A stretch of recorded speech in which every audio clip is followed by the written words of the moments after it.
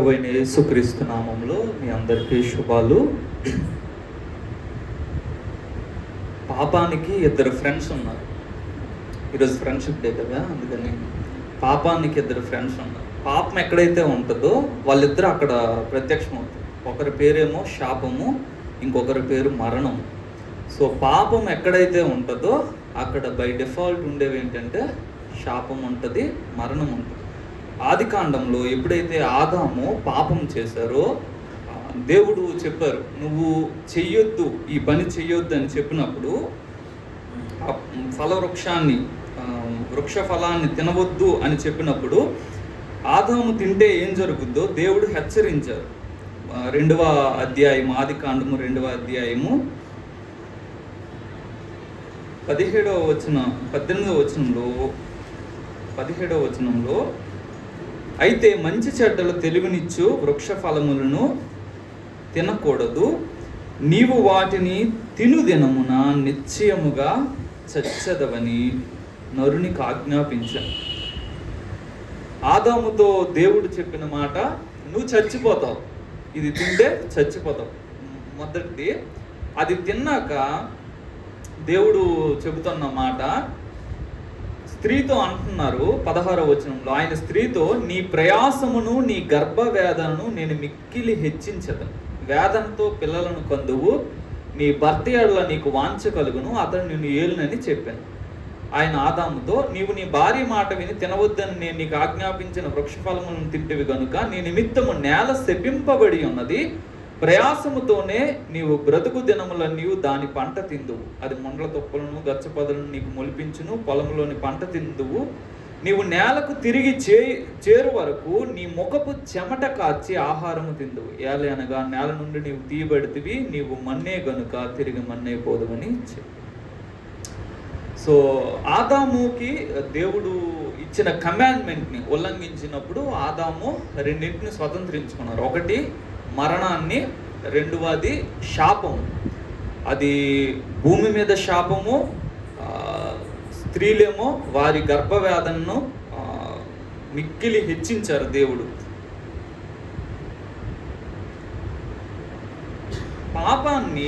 పాపము ఏలుబడిలో ఉన్నాము కాబట్టి శాపం అనేది ఏలుతూ ఉంటుంది. అయితే నూతన నిబంధనలో ఉన్న మన మీద పాపానికి అధికారం లేదు. రోమీలకు రాసిన పత్రిక 6వ అధ్యాయము 12వ వచనంలో ఈ విధంగా రాయబడి ఉంది. రోమీలకు రాసిన పత్రిక 6వ అధ్యాయము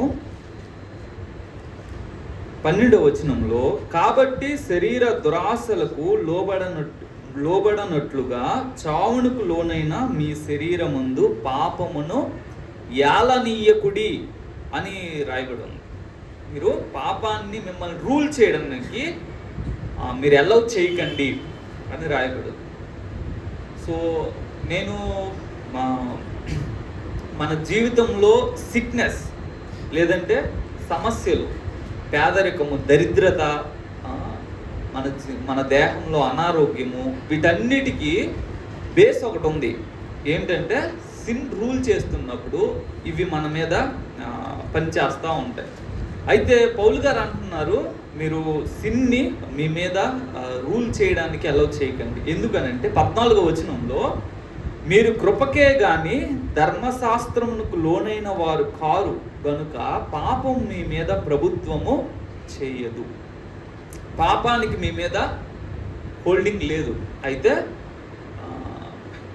ఇప్పుడు ఒక గుర్రాన్ని దాని మెడలో దారము లేదా తాడు వేసి దాన్ని దేనికి కట్టకుండా అక్కడ పెట్టినా సరే అది అక్కడే ఉంటుంది అంటారు.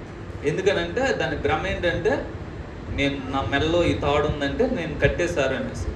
సో దేవుడు మనల్ని విడుదల చేశారు, పాప మరణ నియమం నుంచి విడుదల చేశారు, శాపము నుంచి విడుదల చేశారు. అయినా మన జీవితాల్లో మనము పాపం వలన వచ్చే రిజల్ట్స్ని మనం భరిస్తున్నాము అంటే సంథింగ్ ఈజ్ రాంగ్. సో దేవుని మాట అబద్ధమైన అయ్యే ఉండాలి, లేదంటే మనము ఆ వ్యాధుల్ని, ఆ కష్టాన్ని, ఆ నష్టాన్ని భరించడమైనా రాంగ్ అయి ఉండాలి. Something is wrong. యేసు ప్రభు వారు మన నిమిత్తము ఆయన కొన్ని పనులు చేశారు. కొరింథీయులకు రాసిన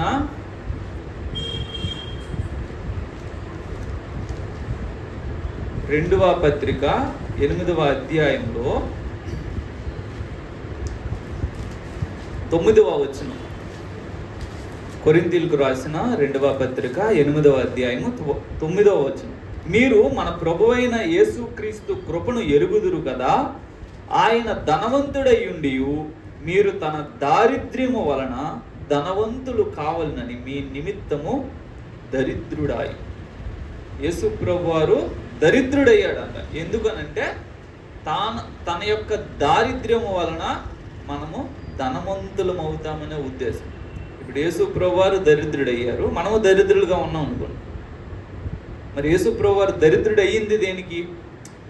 ఒక రాంగ్ కాన్సెప్ట్ని సాతాను మన మెదడులో చొప్పించగలిగాడు, మనల్ని కన్విన్స్ చేయగలిగాడు. ఏంటంటే క్రైస్తవుడు అయినందుకు ఈ లోకంలో పేదవాళ్ళంగా ఉంటాము, రోగాలు ఉంటాయి, యాక్సిడెంట్స్ అవుతాయి, చాలా నష్టాలు భరిస్తాం. క్రైస్తవుడు అయినందుకు కష్టాలు ఉంటాయి అనేసి కన్విన్స్ చేశాడు. ఆ కన్విన్స్ చేసిన కారణాన్ని బట్టి మనం దేన్ని సీరియస్గా తీసుకోం. అంటే ఇప్పుడు ఈ పేదరికం నాకు ఎందుకు ఉండాలి? యేసు ప్రభు వారు నా కొరకే దరిద్రుడయ్యాడు, నేను ధనవంతుడిని అవ్వాలని.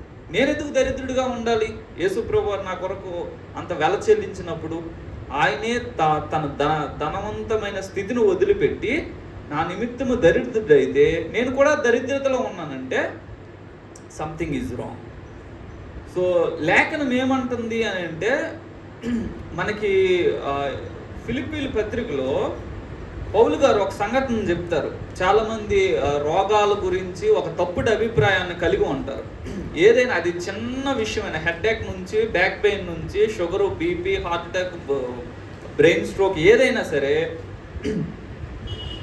3వ కొరింథీయులకు రాసిన 2వ పత్రిక 12వ అధ్యాయంలో పౌలు గారు ఉదాహరణని చాలామంది తీసుకొని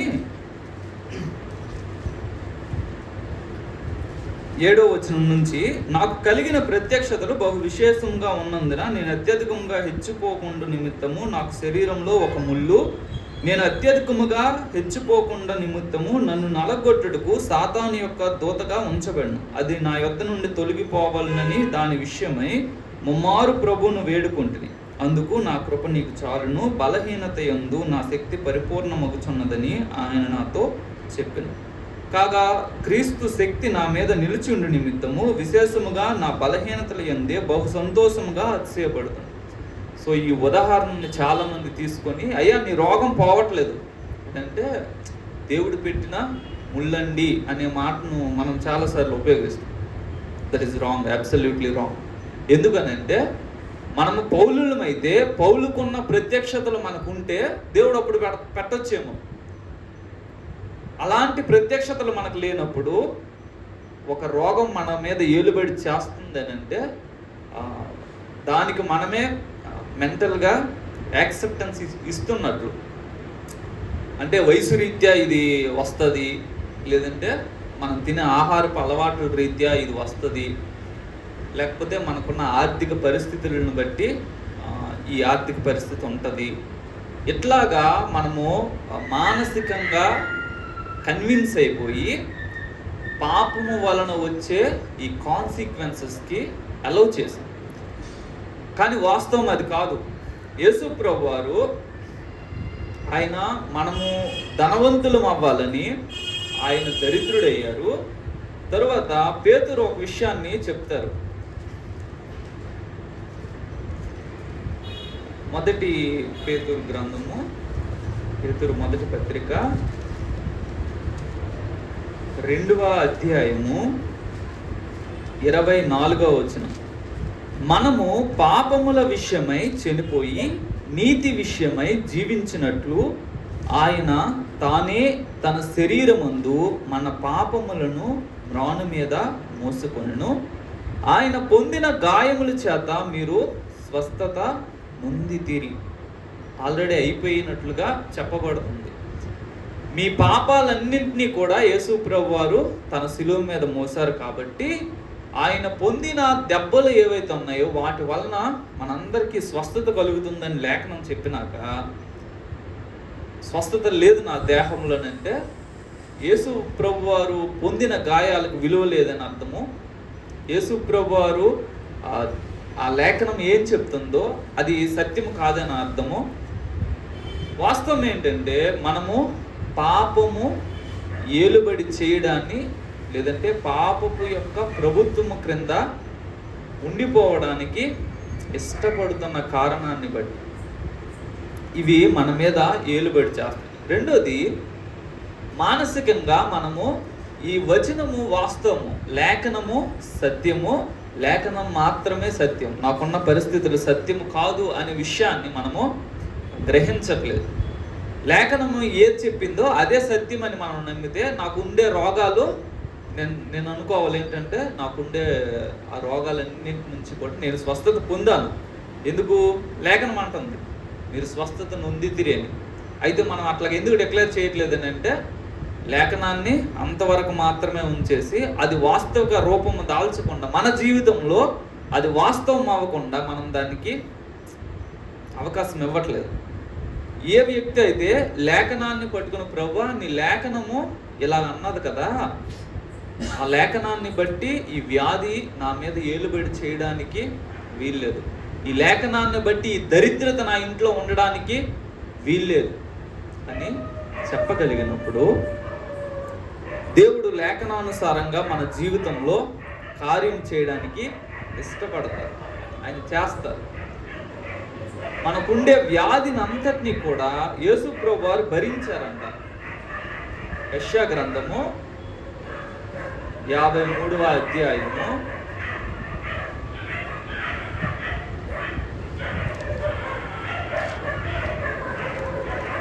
4వ వచనంలో, నిశ్చయముగా అతడు మన రోగములను భరించెను, మన వ్యసనములను వహించెను, అయినను మొత్తబడిన వానిగాను, దేవుని వలన బాధింపబడిన వానిగాను, శ్రమనొందిన వానిగాను మనం అతన్ని ఎంచితి. యేసు ప్రభువారు సిలువలో మరణించినప్పుడు మన రోగాలను తన మీద వేసుకున్నారు, మన వ్యసనాలను తన మీద వేసుకున్నారు. యేసు ప్రభువారి మరణము మన రోగాలకు పరిష్కారము, యేసు ప్రభువారి మరణము మన దారిద్ర్యతకు పరిష్కారం. అయితే యేసు ప్రభువారు అటు త్యాగం చేయడమో పోయింది, మన జీవితంలో మనమేమి స్వస్థతలు చూడకుండా, మన జీవితంలో మనమేమి క్షేమం చూడకుండా, మన జీవితంలో మనమేమి ఆర్థిక అభివృద్ధి చూడకుండా లేఖనానికి విరుద్ధంగా బ్రతుకుతున్నామనంటే మనతో ఏదో సమస్య ఉంది అని అర్థము. మనం లేఖనాన్ని నమ్మట్లేదు, లేదంటే లేఖనము ఇస్తున్న వాగ్దానాన్ని స్వతంత్రించుకోవట్లేదు అని అర్థం.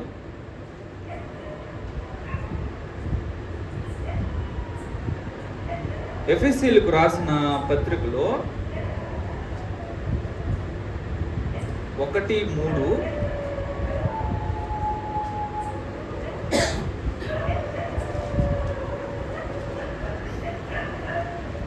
మన ప్రభు అయిన యేసుక్రీస్తు యొక్క తండ్రి యొక్క దేవుడు స్తుతింపబడును గాక. ఆయన క్రీస్తునందు పరలోక విషయములలో ఆత్మ సంబంధమైన ప్రతి ఆశీర్వాదమును మనకు అనుగ్రహించెను. అన్నీ ఇచ్చేశాడు దేవుడు, అన్నీ ఇచ్చేశారు మనకి అని లేఖనం అంటది. ఆత్మ సంబంధమైన ప్రతి ఆశీర్వాదం ఇచ్చేశారు. మరి మన జీవితంలో ఎన్ని ఆత్మ సంబంధమైన ఆశీర్వాదాలు ఉన్నాయని అంటే, మరి ఇచ్చాడు కదా దేవుడు. మధ్యలో ఏమయ్యాయి? దేవుడి చేతి నుంచే బయలుదేరాయి, కానీ నా దగ్గర లేవు ఇవి. కాబట్టి మనము ఆలోచన చెయ్యాలి ఏంటంటే, అసలు నా జీవితంలో రోగం కానీ, నా జీవితంలో ఆర్థిక దారిద్ర్యత కానీ, నా ఆత్మలో దారిద్ర్యత కానీ, వేటికి కూడా బేస్ లేదు వాస్తవానికి. లేఖనం అంటుంది నీ రోగాలన్నింటినీ యేసుప్రభువు వారు భరించారు. నువ్వు ధనవంతుడు అవ్వాలని యేసుప్రభువు వారు దరిద్రుడయ్యాడు. నీకు ఆత్మ సంబంధమైన ప్రతి ఆశీర్వాదాన్ని దేవుడు ఇచ్చేశాడు. ఆయన పొందిన గాయాల చేత నువ్వు స్వస్థత పొందావు. అన్నీ డిక్లేర్ అవుతున్నట్లుగా చెప్తున్నప్పుడు నా జీవితంలో అవి నెరవేరట్లేదు అంటే నేను వాటిని సీరియస్గా తీసుకోవట్లేదని అర్థం. కాబట్టి మనం ఏం చేయాలంటే, ప్రభువా నీ లేఖనమైన సత్యమయం అవ్వాలి, లేదా నా పరిస్థితి మారడమైనా సత్యం అవ్వాలి. నా పరిస్థితి మారకపోతే నీ లేఖనము అబద్ధమైపోతుంది. నా రోగాన్ని నువ్వు తీయకపోతే నీ లేఖనం అబద్ధమైపోతుంది. సో మనం లేఖనాన్ని బట్టి మాట్లాడాలి, లేఖనాన్ని బట్టి ప్రవర్తించాలి. లేఖనం ఏం చెప్పిందో అదే సత్యం. నాకు షుగర్ ఉంది, బీపీ ఉందని అంటే లేఖనం అంటుంది నువ్వు స్వస్థత పొందావు. సో నేను అనాలి, లేఖనాన్ని బట్టి ఐఎమ్ హీల్డ్, నేను స్వస్థత పొందాను. ఎప్పుడైతే మనము దానిని ప్రకటిస్తామో, లేఖనాన్ని ప్రకటిస్తామో, అప్పుడు మన జీవితంలో అవి వాస్తవిక రూపము దాలుస్తాయి. లేకపోతే లేఖనము ఏదో అక్షరం అక్కడ ఉంది, అంతేగాని దానికి నాకు సంబంధం లేదు, నా బాధలతో నేను బతుకుతాను, నా సాగు నేను చేస్తానంటే దేవునికి అవమానం అది.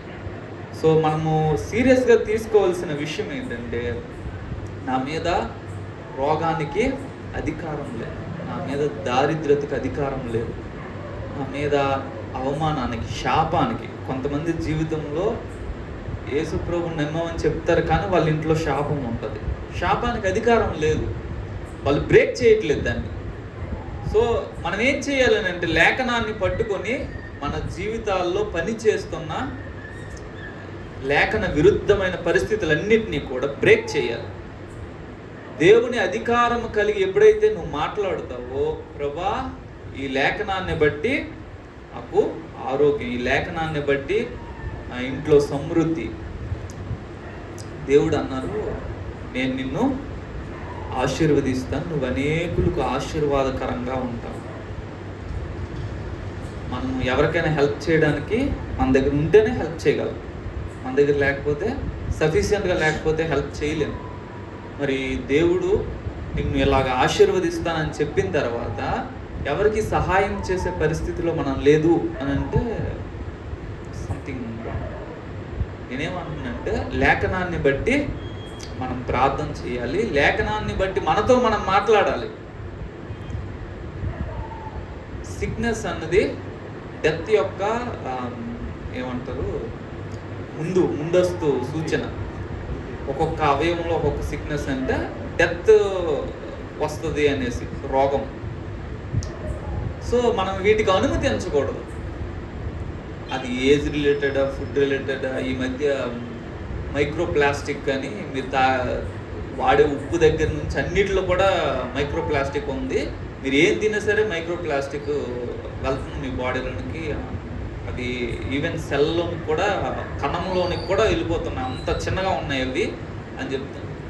సో ఏది తినడానికి భయము, ఎక్కడ తాగడానికి భయము. మనము ఏం చేయాలని అంటే, లేఖనాన్ని బట్టి డిక్లేర్ చేయాలి. ఆయుష్యనిమ్మని అతడు నిన్ను వరమడుగగా నీవు అది అతనికి అనుగ్రహించదు. సదాకాలము నిలుచు దీర్ఘాయువును. కొందరికి మరణం అంటే భయం. మనకు అసలు ఎలాంటి అధికారాన్ని దేవుడు, ఎలాంటి కృపనిచ్చాడో మనము అర్థం చేసుకుంటే మనము సిక్నెస్కి భయపడడం కానీ, లేదంటే మరణానికి భయపడడం కానీ జరగదు. ఎందుకనంటే దేవుని పిల్లలంగా మన జీవితంలో ఏది రావాలో మనం అనుమతించాలి.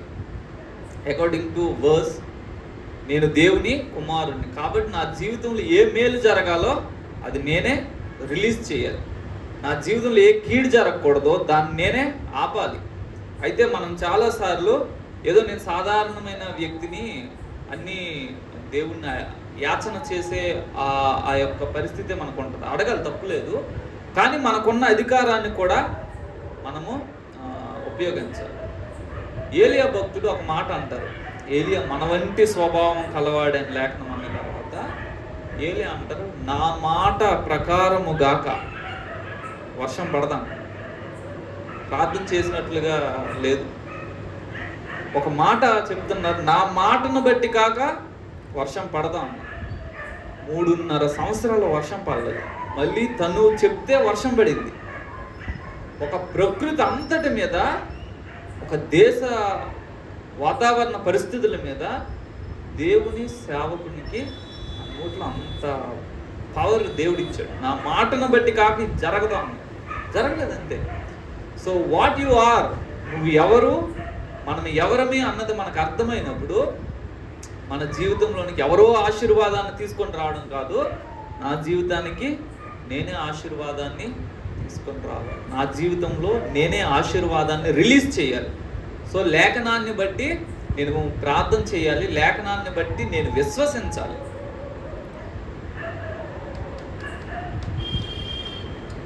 దేవుని యొక్క వాగ్దానాల గురించి చెప్తూ 2వ కొరింథీలో 1వ అధ్యాయము 19వ వచనము 20వ వచనంలో, మా చేత అనగా నా చేతను, సిల్వాను చేతను, తిమోతి చేతను మీలో ప్రకటింపబడిన దేవుని కుమారుడకు యేసుక్రీస్తు అవునని చెప్పి కాదను వాడై ఉండలేదు, కానీ ఆయన అవునను వాడై ఉన్నాడు. దేవుని వాగ్దానములు ఎన్ని అయినను అవన్నీ క్రీస్తునందు అవునన్నట్టుగానే ఉన్నవి గనుక మన ద్వారా దేవునికి మహిమ కలుగుటకై అవి ఆయన వలన నిత్యములై ఉన్నవి. మన జీవితాల్లో బోల్డ్ అని వాగ్దానాలు ఉన్నాయి, కానీ ఆ వాగ్దానాలు ఏమి నెరవేరడం మనం చూడట్లేదు అని అంటే, దేవుని లేఖనం అంటుంది దేవుడు అవునని చెప్పి కాదనేవాడు కాదు. ఆయన అవునంటే అవును. దేవుని వాగ్దానాలు ఎన్ని అయినా సరే అవన్నీ అవునని ఉన్నాయి తప్పితే వాగ్దానం ముందుగానే అది నీకు కాదు అని దేవుడు అనట్లేదు. అందరికీ బైబిల్లో ఎన్ని వాగ్దానాలు ఉన్నాయో వాగ్దానాలన్నీ కూడా మనం అందరికి. అయితే ఆ వాగ్దానాన్ని మనము స్వీకరించడం అన్నది మనం చేయాల్సిన పని. మనం చేయకపోతే దేవుడు వాగ్దానము అలానే ఉంటుంది. రోమీలకు రాసిన పత్రిక 4వ అధ్యాయంలో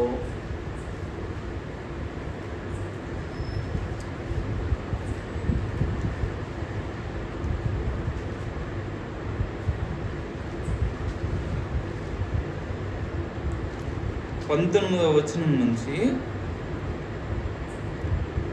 మరియు అతడు విశ్వాసమునందు బలహీనుడు కాక రమారమి 100 ఏండ్ల వయసు గలవాడయుండి అప్పటికి తన శరీరము మృతతుల్యమైనట్టును సారా గర్భమును మృతతుల్యమైనట్టును ఆలోచించెను. కానీ అవిశ్వాసము వలన దేవుని వాగ్దానమును గూర్చి సందేశింపక దేవుణ్ణి మహిమపరిచి ఆయన వాగ్దానం చేసిన దానిని నెరవేర్చుటకు సమర్థుడని రూఢిగా విశ్వసించి విశ్వాసము వలన బలము పొందాడు.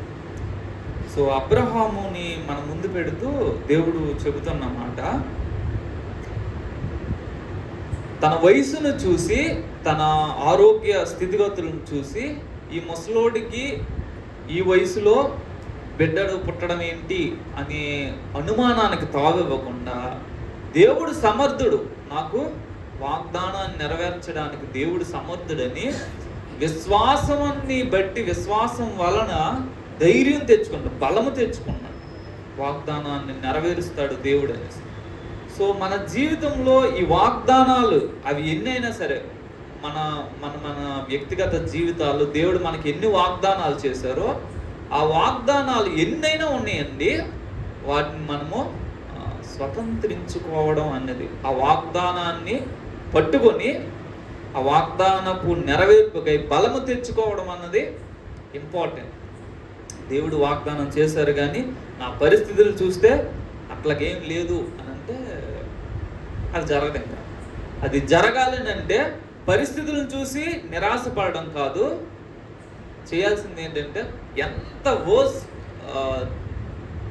హీనమైన స్థితికి వెళ్ళిపోయినా, వర్స్ట్ కండిషన్కి వెళ్ళిపోయినా సరే ఆ కండిషన్లో కూడా మనము అనగలగాలి దేవుడు ఈ సమయంలో కూడా ఇప్పుడు కూడా అద్భుతం చేయగలిగిన దేవుడు అని. దేవుని యొక్క వాగ్దానములు మన ఆరోగ్యము నిమిత్తము, మన ఆర్థిక ఆశీర్వాదాల నిమిత్తము, మన కుటుంబ క్షేమము నిమిత్తం అన్ని విషయాల్లో క్రీడా నీవు ఆత్మలో వర్ధిల్లుచున్న కొలది అన్ని విషయాల్లో నీవు వర్ధిల్లవలనని కోరుచున్నా. ఇది బైబిల్ స్టడీ ఒక ఆయన చెప్పడం, అదేమి నీకు ప్రామిస్ ఏం కాదు, ధనవంతులు అవ్వాలని ప్రామిస్ ఏం కాదు, అది కేవలం ఒక ఎగ్జాల్టేషన్. ఉత్తరం రాసే ముందు నీకు శుభాలు, కానీ లేఖనం ఏమంటుందో అది నేను తీసుకుంటాను. ఆయన ఏ ఉద్దేశంతో రాశారు, నువ్వు ఎట్లా ఇంటర్ప్రిట్ చేస్తున్నావు అది మాకు తెలియదు. కానీ నువ్వు ఆత్మలో వర్ధిల్లుతున్న కొద్దీ, దేవునితో నీ నడకలో నువ్వు వర్ధిల్లుతున్న కొద్దీ నీ యొక్క ఆర్థిక పరిస్థితుల్లో అన్ని విషయాల్లో నువ్వు బ్లెస్ చేయబడాలి. దేవుని యొక్క ప్రణాళిక అది. దేవుని పిల్లలు దరిద్రతలో ఉండి, రోగగ్రస్తులుగా ఉండి, అనామకులుగా ఉండి దేవునికి మహిమ ఏమైనా తీసుకొస్తే కొన్ని అట్లా ఉండొచ్చు. మీరు తాగినా తినినా దేవునికి మహిమ రావాలంటే, నేను నా జీవితంలో ఇంత కష్టం అనుభవిస్తూ దేవుడికి మహిమ రావట్లేదని అంటే నేను ఎందుకు కష్టం అనుభవించాలి? నేను ఈ పేదరికాన్ని అనుభవించడాన్ని బట్టి దేవా ఓకే నీకు మహిమ వస్తుందని అంటే సహిస్తాను, ఇన్ని శ్రమలు అనిపిస్తే నీకు మహిమ వస్తుందంటే సహిస్తాను. నీకు అటు మహిమ రావట్లేదు, క్రీస్తు నిమిత్తమై పేదరికం అయితే అది వేరే విషయం. నాకు తెలిసిన ఒక దైవజనుడేమో యేసుప్రభు నెమ్మరని ఇంట్లో ఆస్తంతా కూతురు పేరును రాశారు. ఆయనకి రూపాయి కూడా ఇవ్వలేదు. సో అట్లాగా దరిద్రుడు అయ్యాడంటే అది వేరే విషయం. యేసుప్రభు నిమిత్తం దేవునికి మహిమ వస్తుంది. ప్రభా నీ నామం కోసం నిలబడ్డాను, ఇట్లాగా నా పరిస్థితి, ఆర్థిక పరిస్థితి మారిపోయింది. కానీ అలాగా లేకుండా మనము పేదవాళ్ళంగా, రోగగ్రస్తులంగా, ఎటువంటి ఆశీర్వాదాలు లేకుండా ఉన్నామనంటే ఎక్కడో సరిగా లేదని అర్థం. మనం ఏం చేయాలంటే, దేవా నీ వాగ్దానాలు ఇన్ని ఉన్నాయి కదా, ఆ వాగ్దానాలు నా జీవితంలో ఎందుకు నెరవేరట్లేదు, అవి నెరవేరడానికి నేనేం చేయాలి? వాగ్దానాలు ఏవి నెరవేరకపోతే మనలో విశ్వాసము పోయిందని అర్థం. విశ్వాసం ఉంటే వాగ్దానము నెరవేరుతుంది. విశ్వాసము వృద్ధి అవ్వాలి. విశ్వాసంతోనే వాగ్దానాన్ని స్వతంత్రించుకుంటాం, కానీ విశ్వాసం లేకపోతే స్వతంత్రించుకుంటాం. సో ఉన్న పరిస్థితులను బట్టి నిరాశ చేసుకోనక విశ్వాసంతో మాట్లాడాలి. నా పరిస్థితి మాట్లాడాలి. సైకాలజీలో పాజిటివ్ టాక్ అని చెప్తారు. ఊరకనే మీరు మీ గురించి మీరు మంచి మాట్లాడండి అనేసి. ఎందుకనంటే బైబిల్ చెప్తుంది జీవ మరణాలు నాలుక వశమని. నా పరిస్థితుల గురించి నేను మాట్లాడాలి. అందుకే మనం ఎప్పుడు ఒక పాజిటివ్ హోప్తో ఉన్నాడు. దేవుడు నన్ను ఆశీర్వదిస్తాడు, దేవుడు నాకు ఆరోగ్యం ఇస్తాడు, దేవుడు నాకు క్షేమం ఇస్తాడు, నేను బ్రతికినంత కాలం సమృద్ధిగా బ్రతుకుతా, హ్యాపీగా బ్రతుకుతా. ఇది ఎవరు చెప్పాలి? నేనే చెప్పాలి. నేను చెప్తేనే నా జీవితంలో అది జరుగుతుంది. కాబట్టి దేవుడు ఇచ్చిన ఆశీర్వాదాలన్నింటినీ మనం స్వతంత్రించుకోవాలంటే విశ్వాసంతో ముందు వాటిని పలకడము నేర్చుకోవాలి. దేవా నీ వాగ్దానాలన్నీ నా జీవితంలో నెరవేరుతాయి, అవి ఖచ్చితంగా నెరవేరడము నేను చూస్తాను. అన్నీ మన చేతిలో ఉన్నాయి. ఇప్పుడు మనమే దేవుడు అయితే అన్నింటిని మనం శాసిస్తాం కదా, అట్లా ఫీల్ అవ్వాలి. దేవుని పిల్లలంగా దేవా నా జీవితంలో అన్ని ఆశీర్వాదాలు కూడా మీరు అనుగ్రహిస్తారు. ఆ విశ్వాసంతో పలికే ఆ మాటలు ఒకరోజు కార్యసిద్ధి కలుగు చేస్తాయి. అకాల మరణాలు కానీ దేనివల్లనైనా దేవునికి మహిమ రావాలి. నా మరణం వలనైనా, నా వ్యాధి వలనైనా, నా ఆర్థిక హీన స్థితి వలనైనా, నా కష్టముల వలనైనా, దేని వలనైనా దేవుని నామం మహిమపరచబడాలి. ఒకవేళ ఆ నామం మహిమపరచబడకపోతే నేను వీటిని అనవసరంగా మోస్తున్నట్లే. చేయాల్సిందంతా వాటిని వదిలించుకోవడమే. లేఖనం అంటుంది పాపానికి మీ మీద ప్రభుత్వం లేదు అని. పాపం వలన వచ్చిన కాన్సిక్వెన్సెస్ ఇవన్నీ. భూమి పండకపోవడమైనా, ఆడవారికి గర్భవేదనైనా, నొప్పులైనా, లేకపోతే చెమట కార్చి కష్టపడి బ్రతకడం అని, ఇదంతా కూడా పాపం యొక్క కాన్సిక్వెన్స్. కాబట్టి యేసుప్రభు వారు వీటికి ముగింపు పలికారు. సో ఇప్పుడు గర్భిణీ స్త్రీ ఏమనాలని అంటే, లేఖనాన్ని బట్టి యేసుప్రభు వారు నా పాపాన్ని, నా శాపాన్ని రెండింటిని ఆయన సిలువలో మోసారు. కాబట్టి అక్కడ ఏదైతే కర్స్ ఉందో, గర్భ వేదన ఎక్కువ చేస్తానని దేవుడు ఏదైతే శాపాన్ని పెట్టారో దాన్ని రూల్ అవుట్ చేయాలి. నేను నొప్పులు లేకుండా పిల్లవాడిని అంటాను, అది చెప్పాలి. చెప్పి అది విశ్వసించాలి. ఎందుకు? యేసు ప్రభు వారు ఆ పెయిన్ అంతా ఆయన భరించారు, ఆయన తీసుకున్నారు. ఆయన భరించి మళ్ళీ నేను భరించడం ఏంది? సో మిగతా వాళ్ళందరూ పంట ఒక రాక పండిస్తారు, నేను పంట పండిస్తే ప్రభా శాపానికి ముగింపు బలిగా. సో నేను వేస్తున్న పంట సమృద్ధిగా పండాలి. దానికి ఎరువు వేసానో వేయలేదు, అది సమృద్ధిగా పండి తీరాలి. ఎందుకు? నీ లేఖనాన్ని బట్టి. అన్ని విషయాల్లో ఆ ధైర్యాన్ని, ఆ విశ్వాసాన్ని మనం వ్యక్తపరిచినప్పుడు మన జీవితంలో ఆ వాగ్దానాలు నెరవేరడం మనము చూస్తాం. అయితే విశ్వాసం లేకపోతే కష్టం. హెబ్రీయులకు రాసిన పత్రిక 6వ అధ్యాయము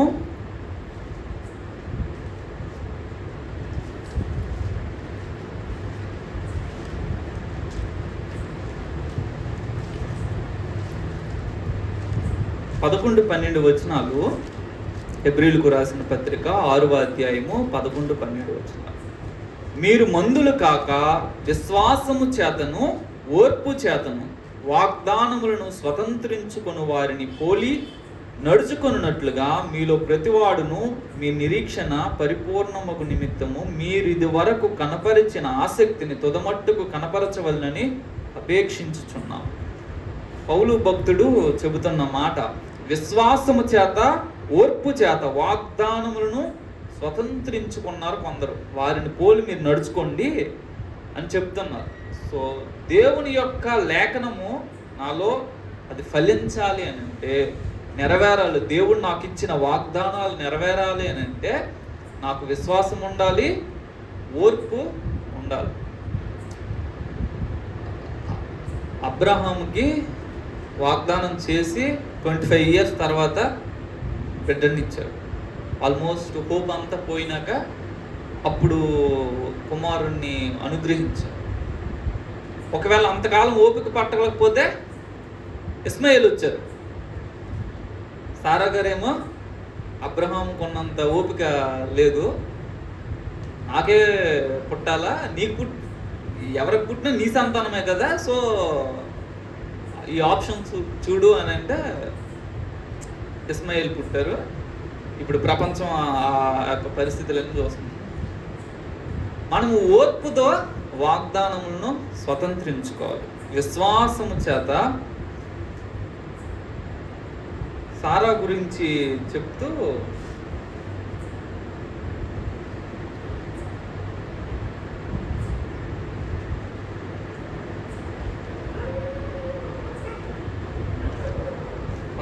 పదకొండవ అధ్యాయము, హెబ్రీయులకు రాసిన పత్రిక 11వ అధ్యాయం 11వ వచనం.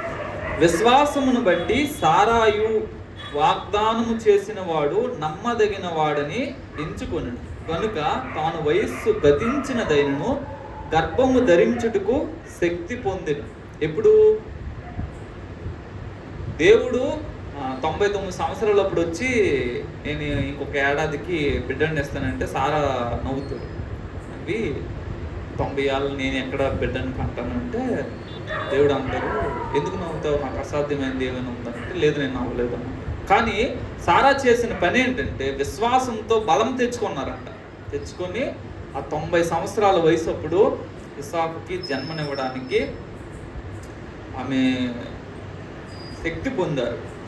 సో మనము నిరీక్షణను విడిచిపెట్టక విశ్వాసముతో ఓర్పుతో దేవుడు ఏదైతే వాగ్దానం చేశాడు, బైబిల్లో ఉన్న వాగ్దానాలన్నీ నావి అనే భావన మొదట మనకి ఉండాలి. మిగతా వాళ్ళందరికీ కోవిడ్ వస్తుంది, నాకు కోవిడ్ వస్తుంది, అది రాకూడదు. నేనేమంటున్నానంటే మిగతా వాళ్ళందరికీ వస్తే రాని, I'm not that kind of person. నాకు ఎందుకు రాకూడదు అని అంటే నా మీద రోగానికి అధికారం మనం డిక్లేర్ చేయాలి. అది మిగతా వాళ్ళందరూ చచ్చిపోయినట్లు నేను చచ్చిపోకూడదు.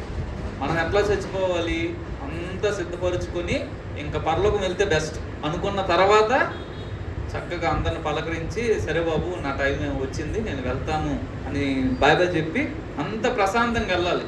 అంతేగాని మంచం పట్టి సేవలు చేయించుకుని అందరి చేత విసిగెత్తిపోయి కష్టపడి అట్లా కాదు. That is not God's plan at all.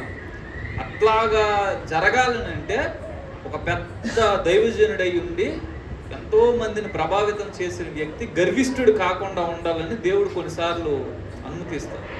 నాకు ఒక మిషనరీ గురించి విన్నాను.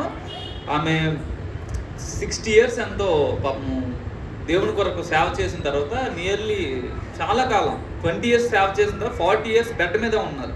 దేవుడు ఎందుకు ఇట్లాగా అనుమతించారని ఆమె దేవుడిని ప్రశ్నించలేదు. కానీ చాలా బాధాకరం విషయం, ఈ ఎలీషా రోగగ్రస్తుడై ఉన్నారు. అట్లాంటి దైవజనులకి దేవుడు ఎందుకో మరి కొన్నింటిని అనుమతిస్తారు. కానీ మనం వాటిని ఆసరాగా తీసుకొని రోగాన్ని, నష్టాన్ని మనము మన నెత్తుల మీద పెట్టుకొని మొయ్యకూడదు. సో మనము డిక్లేర్ చేయాలి, ప్రతిరోజు డిక్లేర్ చేయాలి, దేవా నీ లేఖనాన్ని బట్టి దీన్ని తీసే, నీ లేఖనాన్ని బట్టి నా ఆర్థిక పరిస్థితులను మార్చు, నీ లేఖనాన్ని బట్టి నాకు రావాల్సిన ఆశీర్వాదాలన్నీ ఇవ్వు, నీ లేఖనాన్ని బట్టి ఆత్మ సంబంధమైన ప్రతి వరము కూడా నాకు అనుగ్రహించు. నేను ప్రార్థన చేస్తే స్వస్థతలు జరగాలి, నేను ప్రార్థన చేస్తే దరిద్రత వదిలిపోవాలి, నేను ప్రార్థన చేస్తే దెయ్యాలు వదిలిపోవాలి. I don't want to live a ordinary life. ఈ లేఖనాన్ని బట్టి నేను ఒక ఎక్స్ట్రాడినరీ పర్సన్గా ఉండాలన్నది మన తీర్మానమై ఉండాలి. దేవుడు అలాగా మనం ఉండాలనేసే ఆశపడుతున్నారు. అంతేగాని మనం ఎవరికి ఉపయోగం లేకుండా, దేవుని సంఘానికి ఉపయోగం లేకుండా, మన జీవితాల్లో మనం వేదన పడుతూ ఎందుకురా బాబు బ్రతుకుతున్నాము అని బ్రతకడానికి కాదు. గాడ్ వాంట్స్ మనము ఈ లోకంలో అనేక మంది జీవితాలను వెలిగిస్తూ సబాస్ అలా బ్రతికారా అని అనిపించుకునేటట్లుగా బ్రతకడానికి దేవుడు ఇష్టపడుతున్నాడు. అలా బ్రతకాలని దేవుడు ఆశపడుతున్నాడు. సో మనం ఈరోజు చేయాల్సిన పని ఏంటంటే మనకున్న ఆరోగ్య పరిస్థితులన్నిటి మీద చెప్పాలి, మనకున్న ఆర్థిక పరిస్థితుల మీద చెప్పాలి, మనకున్న ఆత్మీయ దరిద్రత మీద చెప్పాలి, సోమరితనం మీద చెప్పాలి. నీకు నా మీద అధికారము లేదు. I'm free from every disease, free from every death. నేను ఫ్రీగా ఉన్నాను, దేవుడు నన్ను స్వతంత్రునిగా చేశారు, నేను దేనికి బానిసను కాదు అని మనం చెప్పినప్పుడు మన జీవితంలో అవి జరగడము చూస్తాం. ప్రార్థన చేసుకుందాము.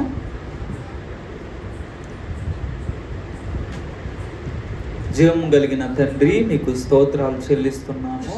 ప్రభా, నీ లేఖనము దేవా మాకు స్వస్థతనిచ్చింది, మీ లేఖనము మాకు ఆరోగ్యం ఇచ్చింది, మీ లేఖనము మాకు ఆయుష్నిచ్చింది, మీ లేఖనము మా సమస్త దరిద్రతను తీసింది అని చెప్పబడతా ఉంది. అయినప్పటికీ మా జీవితాల్లో అనేక సమస్యలతో మేము కొట్టుమిట్టాడుతూ ఉన్నాము. ఆత్మీయ దరిద్రత, భౌతికంగా ఆర్థిక దరిద్రత, శరీరాల్లో రోగాలతో, ఇంట్లో అసమాధానంతో దేవా ఎందుకు ఈ జీవితాలు ఇంత కష్టభరితంగా ఉన్నాయని ఆలోచిస్తూ చింతిస్తూ బ్రతుకుతున్నాము. దేవా మీరు సహాయం దయచేయండి. నీ లేఖనము దేవ సత్యం కాబట్టి నీ లేఖనాన్ని బట్టి వీటన్నిటి నుంచి మాకు విడుదల దయచేయమని వేడుకుంటున్నాము. నజరేయుడైన యేసు నామములో దేవా మా శరీరాల్లో, మా కుటుంబాల్లో ఉన్న దరిద్రత అంతా పోవునుగాకని ప్రార్థన చేస్తాం. మీరు కృప చూపించండి. నీ వాక్యము దేవ సత్యము, నీ వాక్యం మాత్రమే సత్యము. మా పరిస్థితులన్నిటి మీద నీ వాక్యాన్ని ప్రయోగించి విజయం పొందడానికి మాకు సహాయం దయచేయండి. ఈ కృతజ్ఞతాస్తుతులు చెల్లిస్తూ యేసు నామమున ప్రార్థన చేస్తున్నాము తండ్రి.